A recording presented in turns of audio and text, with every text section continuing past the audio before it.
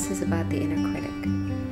And what has been profoundly interesting for me is that this started off as a master class, just for our grads. But what we realized very quickly was that it's not just the grads that have an inner critic, but that everyone does. What I've noticed is they leave with so much more energy than when they came in. Energy that is creative, energy that has been trapped by the inner critic because the inner critic's been keeping them small. One way of saying it is that it really helps to liberate the potential that has been trapped by the inner critic. And their realizations about it, and then the actions that they can take in learning how to observe the critic, learning how to defend against it, finding the sources of it. At one level, every person that comes into the class has their own pattern that the inner critic brings in. And you can trace the thread of the source, that it's either the voice of some caregiver, some teacher that came with the best of intentions. However, it was first to protect, then it becomes a coercive agency. Even though the caregivers are long gone, the person has that voice that comes on automatically.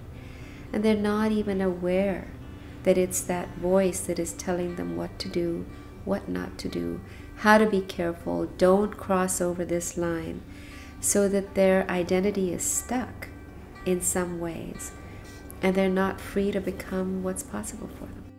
The other thing that happens is people begin to realize as parents how they are creating inner critics for their children. And that's been hugely profound. There was one woman that sent me a note a few months ago. She'd come in one of the first classes, and her entire relationship with her kids has shifted because she got that what she was doing was just passing on the same patterns of the inner critic that she received from her parents onto her kids. The magic of the class is that they work with each other in so many rounds of exercises. The students support each other, with these designed exercises in ways that they become more skillful at being able to see the inner critic, see where the source was, defend against it, and find ways to outmaneuver it. Sometimes with humor, sometimes defending against it, but they walk out after 2 days more skilled at working with it because we practice again and again.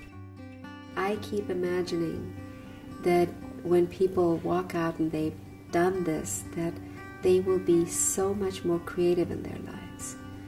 They won't have the sense of I can only be this big. But they're operating from this emergent childlike place, not childish but childlike, that is so extraordinarily creative, that frees them up to become who they really are.